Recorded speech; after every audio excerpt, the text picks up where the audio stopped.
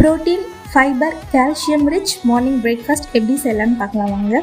அதுக்கு நான் இங்கே பச்சைப்பயிறு 100 கிராம், பாசிப்பருப்பு 100 கிராம், கம்பு 100 கிராம், கருப்பு சுண்டல் 100 கிராம், நிலக்கடலை ஒரு கையளவு, இது எல்லாமே ஓவர் நைட் சோக் பண்ணி எடுத்து வச்சுக்கோங்க. எல்லாத்தையும் நல்லா வாஷ் பண்ணிவிட்டு ஒரு மிக்ஸி ஜாரில் ஆட் பண்ணிக்கோங்க.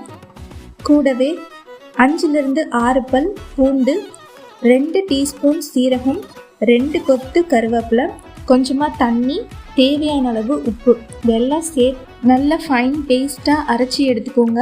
நான் இது கூட அரிசி, உளுந்து இது எதுவுமே நான் சேர்க்கலை. இது சேர்க்காமலே இட்லி, தோசை எது செஞ்சிங்கனாலும் நல்லா வரும்.